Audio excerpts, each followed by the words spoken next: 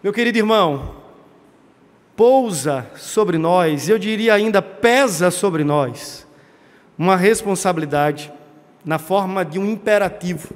Falo de nós que fazemos parte da comunidade cristã. Está sobre nós um imperativo que se sobrepuja a todos os outros. Eu sei que a experiência cristã nos coloca diante da lei de Deus. E existem vários mandamentos, várias ordenanças, mas há uma que se destaca, que é o grande distintivo nosso. O apóstolo Paulo o chama de caminho excelente. Jesus diz que ele é a grande regra áurea, o maior e melhor de todos os mandamentos. O apóstolo João diz que ele é o antigo e novo mandamento. Você já deve saber a que estou me referindo. A verdade do amor. Os teólogos têm chamado o amor da virtude teologal mais elevada. É a maior de todas as responsabilidades nossa, como povo de Deus. E eu queria nessa noite falar com você um pouquinho sobre essa verdade. E para tanto eu convido a abrir sua Bíblia na primeira carta escrita pelo apóstolo João, capítulo 2. Faremos a leitura do versículo 7 até o versículo 11. Primeira epístola de João, capítulo 2, versículos de 7 a 11. Você vai manter a sua Bíblia aberta, porque no decorrer da nossa exposição nós iremos recorrer a outros textos desta mesma carta.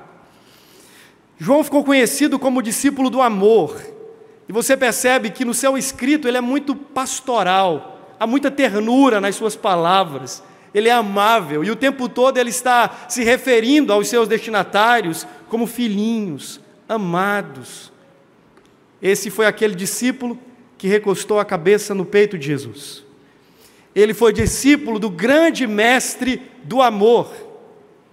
João, que antes foi discípulo de João Batista, mas então quando o próprio João Batista avista o Cordeiro de Deus, o próprio João diz: olha, acabou agora a nossa relação de discipulado, siga outro, siga aquele que é maior do que eu. Eu não sou nem digno de desatar as sandálias deste outro, eu só vim preparar o caminho para ele. E então João, filho de Zebedeu, deixa de ser um seguidor de João Batista e passa a ser um seguidor do Cordeiro Jesus Cristo. Esse João também escreveu o Evangelho, que carrega o seu nome, mais 2 outras cartas na sequência dessa, e o livro das revelações, ou da revelação, chamado Apocalipse. E eu queria que você observasse o que ele escreve nessa sua carta a partir do versículo 7. 1 João, capítulo 2, versículo 7, diz assim: Amados, não vos escrevo mandamento novo, senão mandamento antigo, o qual desde o princípio tivestes. Esse mandamento antigo é a palavra que ouvistes.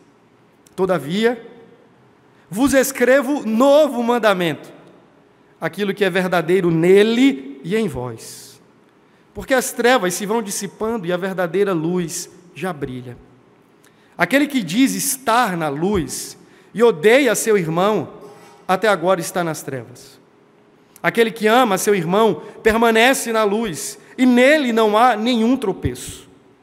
Aquele, porém, que odeia seu irmão, está nas trevas, e anda nas trevas, e não sabe para onde vai, porque as trevas lhe cegaram os olhos. Vá comigo para o capítulo 4, por gentileza.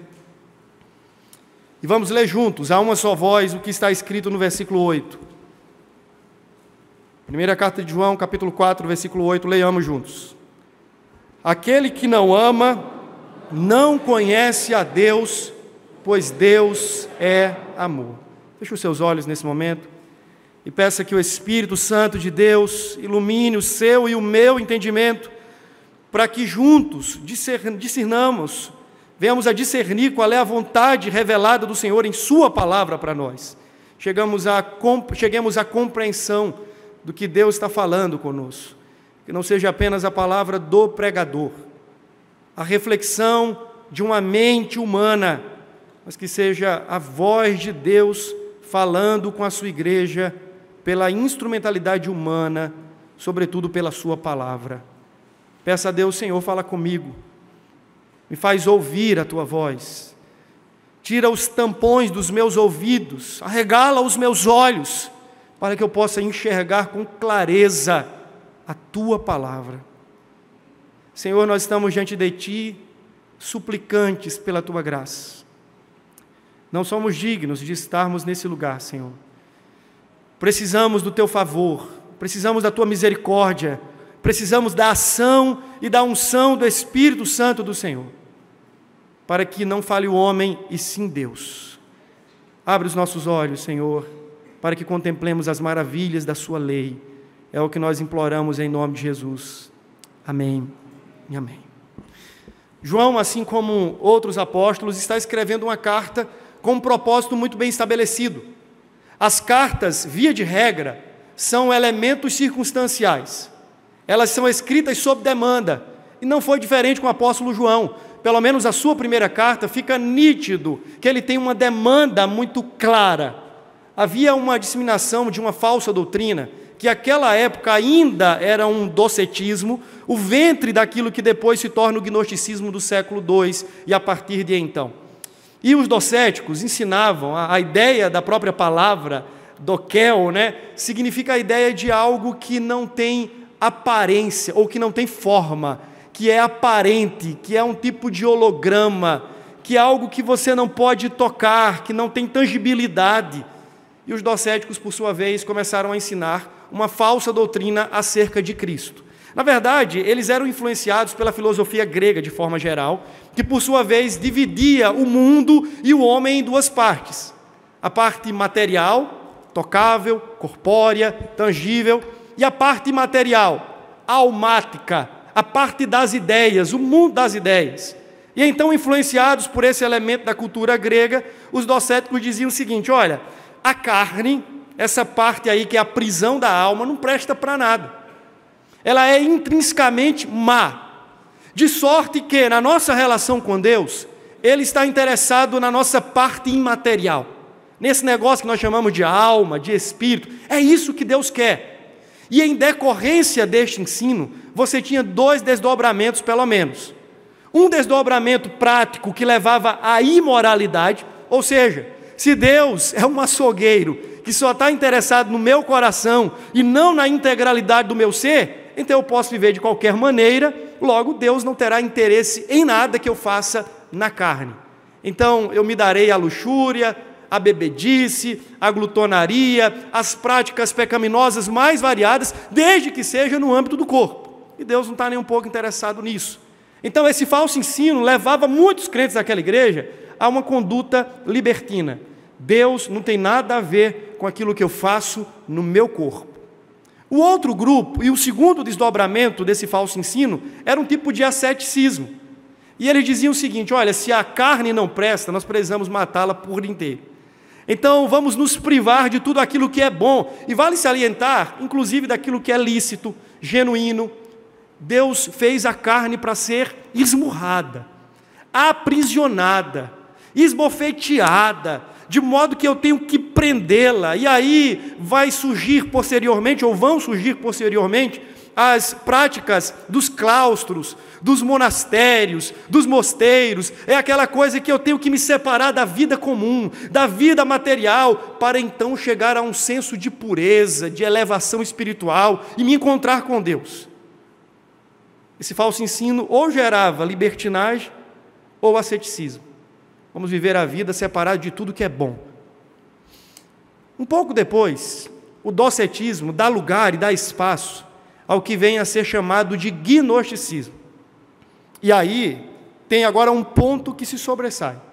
O gnosticismo defendia que o verdadeiro conhecimento e a divindade, o Logos, a razão suprema, só poderia ser acessada por meio de uma mística, de alguma experiência esotérica no campo do conhecimento. Era algo parecido, quem sabe, com um tipo de nirvana, uma elevação espiritual para poucos, que levaria estes ao mundo perfeito, ao mundo do Logos, ao mundo da verdadeira razão. Qual era a implicação disso para a teologia e para aquela igreja? Como eu falei, alguns estavam se dando ao trabalho de viverem a suposta vida cristã. Então estavam se tornando mundanos. E é por essa razão que João, nessa carta exatamente, diz assim: não amem o mundo, nem as coisas que no mundo há, porque aquele que ama o mundo não procede do Pai, o amor do Pai não está nele. As práticas abomináveis a Deus devem ser deixadas de lado, uma vez que nós somos conhecidos e o conhecemos, conhecidos por Ele e conhecemos a Ele. Mas havia um outro problema: se a carne não presta, e ela é má por natureza, Jesus não ressuscitou. Jesus não encarnou. E Ele não ressuscitou num corpo glorificado. Você tem dois problemas sérios. E é por isso que logo no início da carta, se você observar, ele começa uma defesa da encarnação de Cristo. Ele diz assim: olha, esse Cristo, esse Verbo, esse Logos, a quem eu passo a apresentar a vocês, os meus olhos o viram, meus ouvidos ouviram a sua voz. Eu, juntamente com o colegiado apostólico e tantos outros, contemplei-o, as minhas mãos, e perceba esse detalhe, nossas mãos o apalparam, nós o tocamos, ele é real, ele é corpóreo, a sua encarnação foi literal, eu sou testemunha disso e tantos outros mais. É nessa carta que ele diz que se alguém nega que Jesus veio em carne, esse é procedente do maligno. O testemunho que nega que Jesus veio em carne não é um testemunho dirigido pelo Espírito de Deus, e o tempo todo ele está apologeticamente defendendo a gloriosa verdade de que Jesus Cristo é a verdade de Deus, o Logos eterno, que se fez carne e habitou entre os homens.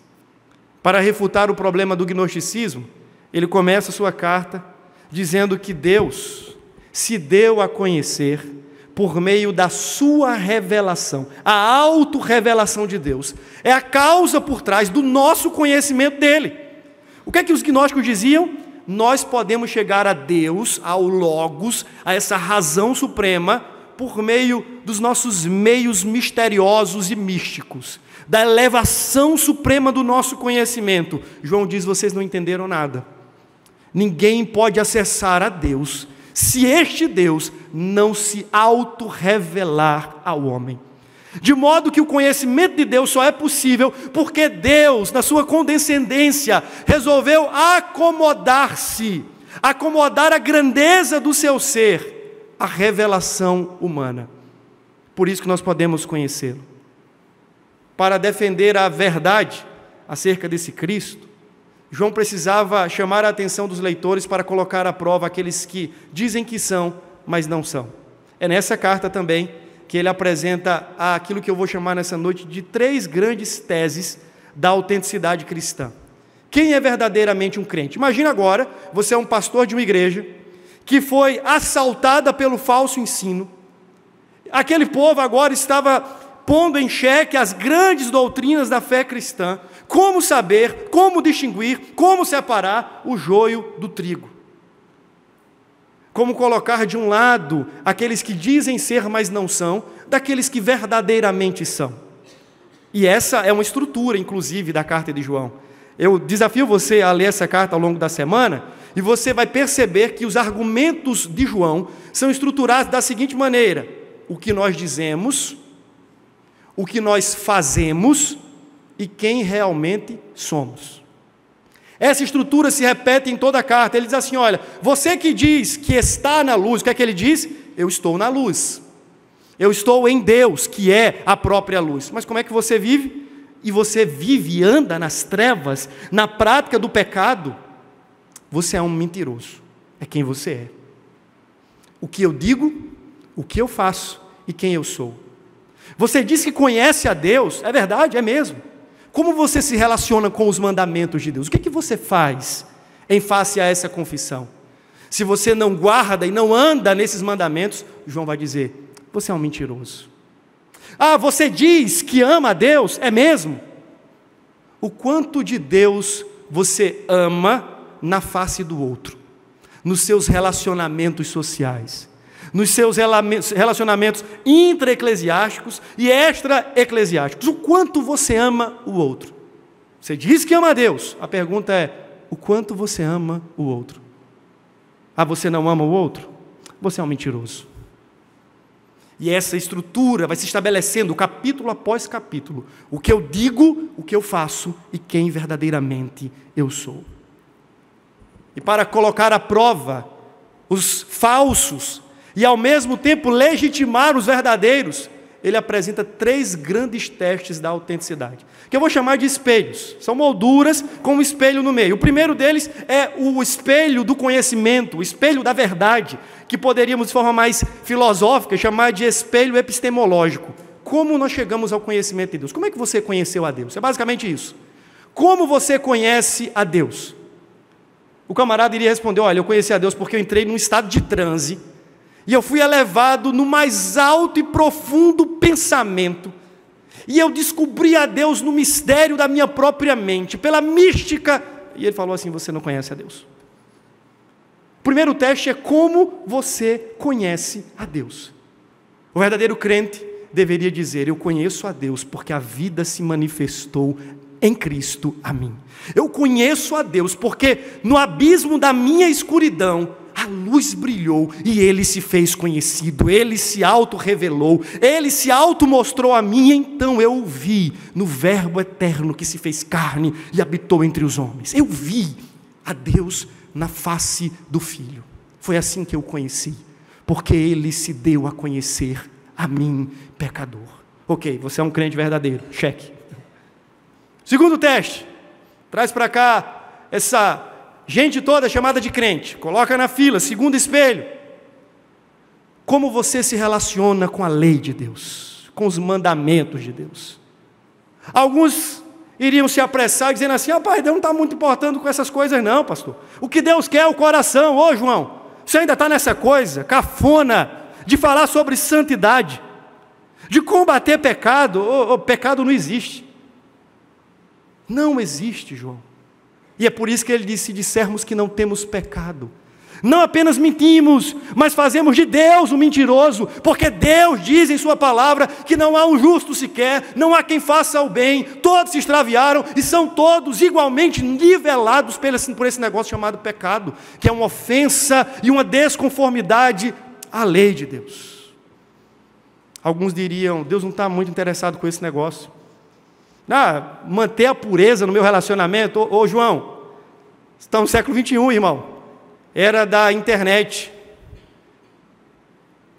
É aquele momento em que agora não tem mais pudor nas mídias. Antigamente o beijo na novela ia para as 9 horas, agora às 5 horas da tarde tem sexo aberto. É essa era que nós estamos vivendo, João. Você não entendeu? Guardar-me puro. João, você não está entendendo nada. João, eu moro no Brasil. Você está falando comigo sobre justiça, hombridade e honestidade nos meus negócios? Não, Deus não está muito interessado nisso não, rapaz. Deus está interessado no meu culto. Quando eu chego no domingo, levanto as mãos, canto as melhores músicas, entrego o meu dízimo a Ele, pago a minha conta do tributo celestial e volto para casa, e Deus está interessado realmente nisso. João diria: você está devidamente reprovado. O outro chegaria diante de João e diria assim: João, eu sou um pecador. E eu preciso de um advogado para defender a minha causa diante do tribunal do justo e santo Deus. E é por isso que ele escreve para esses: filhinhos, não pequem. Mas se todavia vocês pecarem, lembrem-se, vocês têm um advogado junto ao Pai. E Ele é justo e fiel para perdoar os pecados de vocês e limpá-los de toda injustiça. Esse sou eu, João. Sou um pecador que não me basto, que não confio nos meus próprios méritos e obras, mas que grito desesperadamente: eu preciso de um Salvador que me limpe, que me purifique e que me torne puro diante dos olhos daquele que me amou. Cheque. Cristão verdadeiro, vem para cá. Terceiro e último teste. O espelho está montado. E a congregação é trazida agora diante do último espelho. E aí uma surpresa acontece.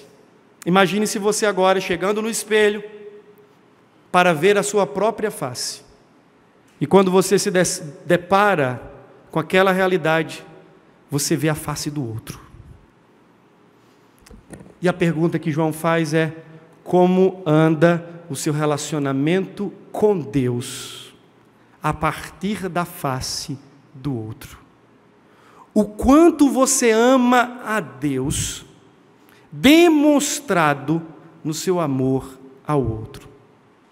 O quanto do seu amor por Deus pode ser contabilizado, mensurado na maneira como você vive as suas relações. Agora imagine, você chegando agora diante do apóstolo João, e ele com um espelho aqui. E quando você olha no espelho, você vê a face daquele irmão abençoado que você quer longe da sua vida. Quando você olha no espelho, você vê a figura daquele indivíduo do seu trabalho, que você diz assim: ah, Senhor, tenho orado para que Tu o leves. Aquela oração do crente imprecatório, que diz assim: ó Deus, leva-o e guarda-o bem longe, e depois esqueça onde ele está, e não precisa mandar o endereço lá para minha casa também. João está dizendo assim: você quer testar verdadeiramente a sua espiritualidade, a sua relação com Deus? Você quer saber se você é realmente um nascido de novo, um nascido de Deus? Olhe para o espelho das suas relações. Como você ama a Deus no outro? Isso para mim é seríssimo, me intriga. Porque cantar sobre o amor de Deus, declamar uma belíssima poesia sobre o meu amor por Deus, escrever músicas sobre o amor de Deus, pintar um quadro que expresse a minha impressão sobre o amor de Deus é a coisa mais fácil do mundo. Mas amar a Deus na face do outro é um desafio gigante. João, então, apelando para o seu argumento, vai dizer o seguinte: entenda aqui o que eu estou ensinando para vocês, preste atenção agora no que diz o versículo 7. Não é algo novo, senão aquilo que Deus sempre esperou do seu povo. E ele vai chamar de antigo mandamento. Você deve recordar comigo que Deus fez o homem para ter um relacionamento de amor com Ele. A própria essência de Deus é amor. Havia uma completude na relação do Deus Trino entre o Pai, o Filho e o Espírito, de modo que Ele sempre foi essa eterna essência amorosa. E quando Ele cria todas as coisas, Ele o faz para compartilhar um pouco daquilo que já lhe era pleno com as suas criaturas. Aqui um detalhe para a gente talvez considerar. Deus não exige de nós amor, irmãos, porque Ele tem falta, ou porque Ele tem alguma carência. Deus não criou você, a mim, e chamou-nos para um relacionamento com Ele, porque em algum momento Ele estava procurando uma clínica de terapia celestial e não encontrou, e Ele resolveu esse problema criando pessoas que irão dar a Ele aquilo que lhe falta. Não. Deus é essencialmente amor, plenamente, a fonte inesgotável do amor.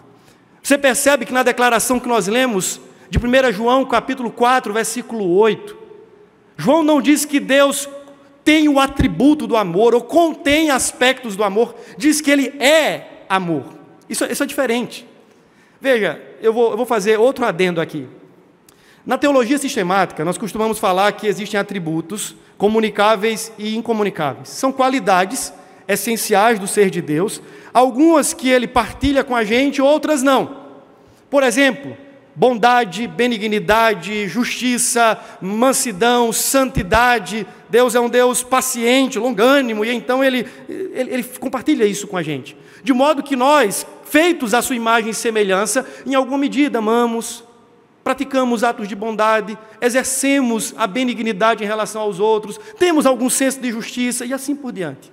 Alguns outros atributos Ele exclusivamente reteve para si, como eternidade, onipresença, onisciência, onipotência, infinitude e assim por diante. Isso aqui é prerrogativa exclusiva do ser de Deus. Mas veja, quando a Bíblia fala que Deus é amor, ela está tratando de algo que nós chamamos de ontológico. é o ser essencialmente de Deus. E é interessante que João é aquele que diz por 3 vezes o que Deus é. Em João capítulo 4, no Evangelho, ele diz que Deus é Espírito. Lembra disso? Na conversa com a mulher samaritana, Deus é Espírito. Aqui, no capítulo 1, versículo 5, ele diz que Deus é luz. 1 João capítulo 4, versículo 8, ele diz que Deus é amor. Veja, são qualidades do ser de Deus, intrínsecos ao ser de Deus, de modo que Deus é, em sua totalidade, amor. E tudo mais que Deus é bondosamente manchado por aquilo que Ele é em amor. Por exemplo, a santidade de Deus é uma santidade amorosa. Sua graça é amorosa. Tudo mais que Deus é amarrado pela essência do seu amor. João está dizendo, esse Deus, que é amor, que nos criou para um relacionamento de amor com Ele, e que deu a sua lei para que nós pudéssemos amá-lo de forma verdadeira e correta, Ele vem falando isso desde os primórdios. Ou vocês não entenderam? Quando Deus deu o primeiro mandamento do decálogo, o primeiro mandamento lá, dos 10, qual é? Vamos lá, vamos ver se você está bom de Bíblia. O primeiro. Rapaz, eu não entendi, foi nada. Esse é aquele momento que o camarada não sabe bem. É isso aí mesmo, amém? Não terás outros deuses diante de mim. Vocês não podem ter outro Deus. Por que isso? É um mandamento primaz sobre adoração e culto. Deus está dizendo, eu criei vocês para um relacionamento de amor, que se expressa pelas vias do culto e da adoração. Esse é o objetivo supremo. Vocês existem para desfrutar de um relacionamento pleno de amor comigo, me cultuarem e me adorarem como Deus de vocês, Criador e Redentor. Esse é o objetivo supremo. Vocês foram criados para me conhecerem e me adorarem numa relação de amor. Deuteronômio capítulo 6, o famoso Shema Israel. Você deve lembrar que diz assim, ouve Israel, né? Lembra, é sempre chamando, ouve Israel, esse é o teu Deus, o único Deus. Amarás a Ele, e somente a Ele, com toda a tua força, com toda a tua alma e com todo o teu entendimento. Levíticos capítulo 19, versículo 18, aparece lá na descrição da lei, uma ordem para que nós amemos ao outro, assim como nós nos amamos. Mais à frente, Jesus condensa esses antigos mandamentos naquela fórmula, dizendo assim, amarás ao Senhor sobre todas as coisas e ao próximo como a ti mesmo. João está recorrendo a algo que já fora proferido e profetizado pelos antigos profetas. Deus o tempo todo chamou o seu povo para uma relação de amor com Ele, e que essa relação de amor com Ele desaguasse nas nossas relações horizontais. Sempre, sempre. Mas aí João, no versículo 8, ele diz assim, todavia, eu escrevo para vocês um novo mandamento. Ora, até então ele disse que esse mandamento é um mandamento antigo. Só que agora ele está dizendo que esse mandamento é novo. Na língua grega existem pelo menos 2 palavras para novo. Novo no sentido de novo inédito, aquilo que é caracterizado por sua singularidade, e novo no sentido de algo que é revestido de novidade, mas que mantém a mesma essência daquilo que é antigo. É uma ideia de renovado, revestido. Por exemplo, novos céus e nova terra. Você não precisa sair daqui sendo testemunha de Jeová. Mas o novo que aparece ali é um novo de renovado, restaurado, reparado, ressignificado. Nesse sentido, esse novo mandamento não é tão novo assim. Poderíamos dizer que é uma ressignificação deste antigo mandamento. Em quem? De que maneira? Em Cristo. Cristo ressignifica esse mandamento do amor. Em algum sentido ele cumpre, porque o fim da lei é o amor. Lembra disso? O cumprimento da lei é o amor. Então Cristo vem, cumpre a lei e esboça nele mesmo e demonstra nele mesmo o que é verdadeiramente amar a Deus e amar ao outro. Ele cumpre. Se há alguém que sabe amar a Deus e que soube amar ao outro, esse foi Cristo. Ele cumpre a lei porque ele ama perfeitamente ao Pai. E ele ama perfeitamente ao Pai amando o outro. Ponto, ele cumpre a lei. Mas ele também amplifica e ressignifica a lei. Como ele faz isso? De alguma maneira, veja, o que eu vou falar agora é mais pedagógico, só para você entender. Ele muda o eixo do parâmetro desse amor. Tirando como a si mesmo, para um novo parâmetro, como eu vos amei. E o negócio fica mais sério. Muitos dizem, e agora eu vou bater em você que, de alguma forma, ficas fascinado pela cultura coaching. Eu preciso me amar mais, você precisa se valorizar mais, você precisa disso. E muitos têm discursado dizendo que o grande problema da nossa geração é porque as pessoas não se amam. Coitadinhas, elas não conseguem se amar. Deixa eu falar algo para você. O grande problema da nossa geração é que você já se ama demais. Você é tão ególatra na sua forma de amor que não sobra espaço para você amar o outro. Esse é o seu problema. Não é porque falta autoapreciação, autoamor. Não, você já tem isso de sobra. O pecado exagerou essa medida de amor no seu coração. Por isso que você não consegue ver o outro, a dor do outro, sentir o outro, abraçar o outro, porque você acha que toda a sua atenção pecaminosa deve ser medida pelo seu próprio narcisismo pecaminoso. Esse é o grande problema. Jesus já parte da premissa de que nós nos amamos. Isso não é ordenado, é uma premissa estabelecida. Assim como você se ama, ame o outro. Assim como você se cuida, cuide do outro. Assim como você se preza, preze pelo outro. Assim como você se guarda, guarde o outro. E assim sucessivamente. É uma premissa e não uma ordenança. A ordenança aqui é: amem como eu vos amei. Você deve lembrar que quando Jesus fala sobre esse mandamento de amar, ele diz assim: olha, sabe como vocês, quando e como vocês serão reconhecidos como meus discípulos? Naquele dia em que vocês apresentarem o carnê das contribuições, o cartão de membresia e talvez a camisa do ministério onde vocês servem, e o último ingresso do café, do chá, da Coca-Cola, de qualquer coisa que vocês tomaram ali, em nome de Deus. Está aqui. Esse é a credencial. É sobre isso, irmãos. Jesus fala: sabe quando vocês serão reconhecidos como meus discípulos? Quando vocês vos amardes uns aos outros, como eu vos amei. Vá para o capítulo 4, por gentileza, o texto que nós lemos uma parte.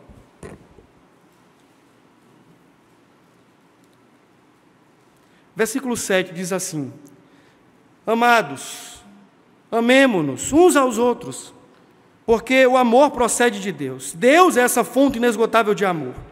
E todo aquele que ama é nascido de Deus e conhece a Deus. Essa é a grande evidência de que nós somos dele e de que ele é nosso. Aquele que não ama, por sua vez, não conhece a Deus, porque Deus é a própria essência do amor. Como esse amor de Deus se manifestou? Nisto se manifestou o amor de Deus em nós, em haver Deus enviado o seu Filho unigênito ao mundo, para vivermos por meio dele. Nisto consiste o amor, não em que nós tenhamos amado a Deus, mas em que ele nos amou e enviou o seu Filho como propiciação pelos nossos pecados. Amados, se Deus de tal maneira nos amou, devemos nós também amar uns aos outros. Ninguém jamais viu a Deus. Se amarmos uns aos outros, Deus permanece em nós e o seu amor em nós é aperfeiçoado. Você percebe que o parâmetro de amor é o próprio amor de Deus em Cristo? Como é que eu devo amar? A pergunta é essa: como é que eu devo amar? Com base em quê? Sustentado pelo quê? E ele diz assim: eu vou lhe dizer, veja como Deus amou. Isso para mim, veja, esse texto aqui, do capítulo 4, ele gera um maravilhamento. Porque João poderia ter tratado do argumento do amor de Deus e ter parado por aí. dito assim: olha, vejam como Deus ama. Esse amor de Deus é profundo, é largo. Esse amor de Deus tem uma altitude que nós não conseguimos chegar ao pleno conhecimento dele, porque ele é do tamanho de Deus. Veja como é grande o amor de Deus. Mas João extrapola esse limite.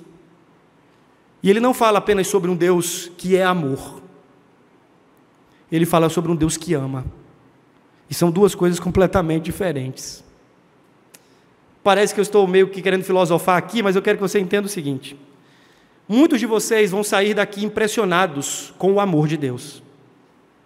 Um amor que é despretensioso, incondicional, que nos ama apesar de nós, apesar dos nossos méritos e deméritos. Um amor que nos ama desde a eternidade, desde antes da fundação do mundo. Um amor que tem, de alguma forma, a maior extensão do mundo, porque ele repousa no próprio ser de Deus. E você pode sair daqui dizendo assim: rapaz, Deus é amor. Mas você pode sair daqui dizendo assim: eu sou amado, porque o amor resolveu amar. O Deus que é amor me amou em Cristo Jesus. Uma coisa é ter a compreensão do amor de Deus, uma coisa é ter a profunda experiência deste Deus que é amor, amando você na pessoa do Filho. Uma coisa é você sair daqui com a sua cognição provocada com a beleza desse amor. Outra coisa é você sair daqui com a sua alma abraçada, dizendo assim: eu sou verdadeiramente amado por esse Deus. E veja como esse Deus que é amor me ama. Mesmo sendo eu um pecador, Ele deu a si mesmo em Cristo como propiciação pelos meus pecados. Deus amou o mundo de uma tal maneira que deu o seu Filho unigênito, para que todo aquele que nele crê não pereça, mas tenha a vida eterna. Deus prova o seu grande amor para conosco, tendo Cristo Jesus morrido em nosso lugar, sendo nós ainda pecadores. É uma experiência com amor, ser amado. E Ele está dizendo que este Deus, que é amor, não é um amor abstrato, não é uma teoria amorosa. Ele é o Deus que em essência resolveu amar. Amar quem? Amar você, amar a mim. Nós que em Cristo podemos sim ser chamados de amados, amados de Deus, filhos amados de Deus, porque aquele que é o próprio amor resolveu amar, desaguar esse amor sobre nós. João então, encerrando o seu argumento, vai dizer o seguinte: aquele que então diz que está na luz, e lembre-se que estar na luz aqui era estar em Deus, é ser parte deste conhecimento de Deus, é conhecer a Deus por meio da autorrevelação de Deus. Se você diz que conhece a Deus, mas você odeia a seu irmão, até agora você está nas trevas. Quando a gente lê esse texto, primeira leitura, a gente diz assim: opa, estou livre. Não odeio ninguém, pastor. Eu sou daquele tipo de pessoa que alguém me magoou, no outro dia eu esqueci, está tudo certo, vida que segue, coisa boa, maravilhosa. Esse ódio aqui não é única e exclusivamente o ódio da repulsa, do alimento da ira, da falta do perdão deliberado e liberado sobre o outro. Esse ódio, se você for lendo a continuidade do texto, é semelhante inclusive àquilo que Caim teve. Tem a ver com inveja, com descuidado, com olhar demais para si e não olhar o outro.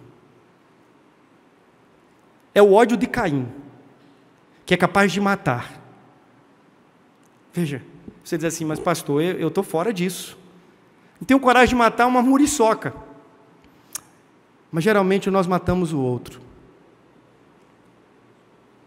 quando não cuidamos, quando não o enxergamos no nosso raio de ação de misericórdia, quando olhamos demais para nós e olhamos de menos para o outro.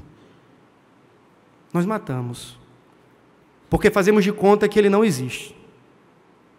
Já reparou que isso está tão perto da gente, Não sei se você já teve experiência, e eu não vim aqui para lhe acusar, Satanás já faz isso muito bem.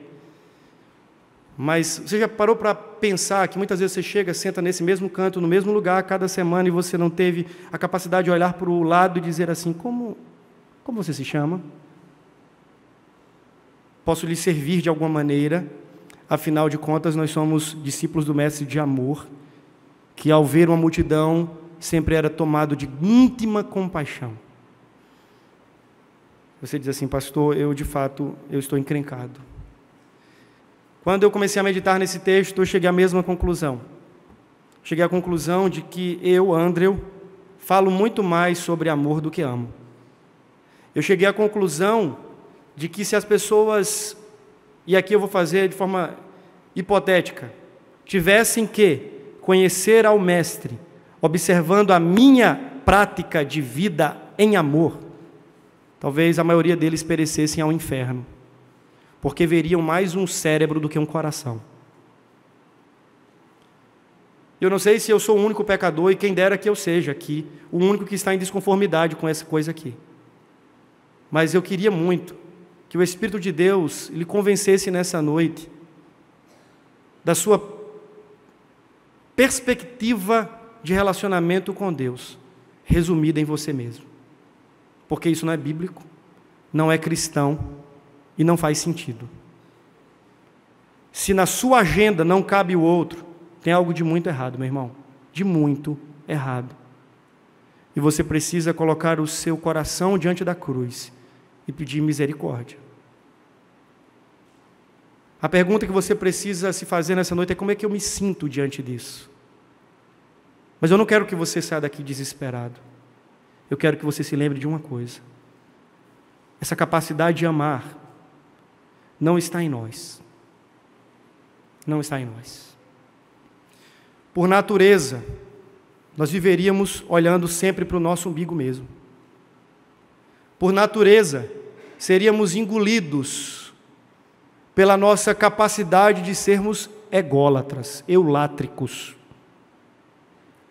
Pela nossa capacidade, continuaríamos seguindo a vida, construindo os nossos mundinhos, colocando o nosso nome, o nosso selo em tudo, e desenvolvendo os nossos próprios impérios, para a nossa fama. Mas eu queria dizer para você que há uma ação do Espírito, à medida que Deus nos convence do seu amor para conosco, que nos capacita a amar. Quando Deus lhe deu a provar do amor dele, Ele fez isso para que você pudesse amá-lo de volta e amar ao outro no amor dele. De modo que, talvez o que você mais precise nessa noite, não é de uma ordem para amar ao outro, é de uma profunda convicção de que você é amado. E esse amor de Deus deve ser em nós aquela mola propulsora para amarmos o outro, partindo de uma consciência muito básica. Se eu, sendo quem sou e conhecendo-me, sou amado profundamente por este Deus, que não precisa de nada nem de ninguém, poderia eu ficar devendo ao outro alguma coisa, se não amor? Se eu sou amado por Deus, aquele que me conhece por dentro e por fora, não deveria eu, movido e motivado por esse amor, olhar para o outro e dizer assim: ah, Deus, como eu te amo, e eu desejo responder a esse amor, amando a esse irmão, amando ao que me fere, amando ao que me odeia, amando ao que me desdenha, amando aquele que me represa, porque no final das contas, o chamado para o amor não é um chamado condicionado àquele que nos ama melhor, ou que irá nos retribuir de igual forma, não, é um chamado para amar, simplesmente. Mas eu preciso, antes de encerrar essa mensagem, dizer que há uma ressalva aqui, porque na nossa cultura, a ética do amor se tornou o ovo do dragão. Aquele negócio assim que todo mundo está procurando, mas nunca acha. Mas aí tem um outro grupo, que diz assim: nós achamos o amor. E o amor, esse amor, é agora a regra que vai balizar e validar tudo o que você faz. Portanto, se você deseja se relacionar com a galinha que você cria no quintal da sua casa, mas você ama aquela galinha, não tem problema, meu amigo, porque o que vale é o amor. Se você deseja se relacionar com outra pessoa do mesmo sexo, com o poste do lado da sua casa, ou qualquer coisa dessa natureza, está validado. Porque o que importa é o amor. Nós não podemos julgar a ninguém, porque o que vale é o amor. Isso é demoníaco.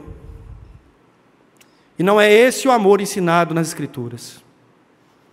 E você percebe que João não apenas trata do amor, mas ele trata da verdade e da santidade. De modo que aquele que ama verdadeiramente, ama em verdade e em santidade. É um amor polido pela santidade de Deus e pela verdade de Deus. Então não é toda forma de amor que é válida. É o amor que procede de Deus, que é validado pela palavra de Deus e que está em correspondência com o ser de Deus. É esse amor. Todo o restante é o amor que Deus odeia. E nós, como igreja, não podemos nos colocar nesse pêndulo, dizendo assim: tudo é por amor, pastor. Não. Existe um amor que Deus odeia. E é aquele amor que não está em conformidade com a sua palavra e com o seu ser.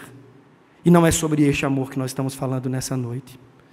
Nós estamos falando de um amor em verdade e em santidade. Meu querido, ouça-me nessa noite, você que está em Cristo. Você é a pessoa mais amada do mundo. Então pare de ficar mendigando os amores desta vida. Pare de ficar mendigando amores na afirmação de um grupo. Pare de ficar mendigando amores no seu ambiente de trabalho. Pare de ficar mendigando amores. Você já é em Cristo a pessoa mais amada deste mundo. Encontre-se nos braços dele essa noite. E saia aqui dizendo: eu sou amado. E não é um amor de teoria, é um amor profundo. E quando eu olho para a cruz, eu vejo ali o meu nome e a minha face. Porque Deus me amou verdadeiramente. Mas não tolere tudo em nome desse amor. Não caia no engodo, no engano, de achar que o amor é a validação de todas as coisas. Não é. Na verdade, o amor em Deus, regrado pela palavra de Deus, e em conformidade com o ser de Deus, é o amor que Ele nos chama a manifestarmos nesse mundo. Esse amor tem reservas. Esse amor disciplina. Esse amor confronta. Esse amor afronta. Porque é o amor verdadeiro de um pai para com o seu filho. E se ele não nos tratar assim, não somos amados e sim bastardos. Não somos filhos, e sim alguma coisa que ele cria dentro de casa. Feche os seus olhos nesse momento. Coloque seu coração diante do Senhor. Essa palavra pesa sobre o meu coração, meu irmão. Pode ter certeza disso. Essa palavra pesa sobre o meu coração. Porque eu me encontro, como eu falei aqui, na disposição de falar sobre o amor. Mas meu coração é tão indisposto a amar, porque dá trabalho, porque mexe e desconforta. Senhor, nesse momento nós queremos pedir misericórdia, Pai, porque o nosso cartão postal está adulterado. Porque nós estamos muito mais falando e cantando e ensinando sobre o amor do que amando. A começar por mim, Senhor, eu peço, tenha misericórdia. Perdoe-nos, ó Deus, como tua igreja. Porque a começar aqui de dentro, Senhor, nos descuidamos uns dos outros, nos insensibilizamos, às vezes nos mordemos, mas depois levantamos a mesma bandeira do Mestre do amor. Perdoa-nos também porque não temos olhado para o outro com compaixão, dando a devida importância, parando para ouvir, para sentir, para abraçar. Ficamos no campo apenas da educação e da cordialidade. Mas, Senhor, nós imploramos em nome de Jesus Cristo, muda-nos, molda-nos, para que sejamos uma comunidade que revoluciona pelo amor, o amor a Deus, o amor pela verdade e o amor ao outro. Que o nosso amor não seja apenas em palavras, mas que o nosso amor frutifique em relações centradas no Evangelho, que glorificam o Teu nome. Por isso, ó Deus, repito, a começar em mim, quebra corações aqui nessa noite. Faça com que vejamos o outro no espelho que o Senhor colocou diante de nós, o espelho da Tua lei e do Teu Evangelho. Mas que possamos saber que sim, é possível amarmos, ó Deus, porque o Senhor nos amou em Cristo. E que essa é a grande motivação, não medo pelo Deus que ordena, não obrigação pela obrigação, mas um senso de dívida para com aquele que nos amou profundamente.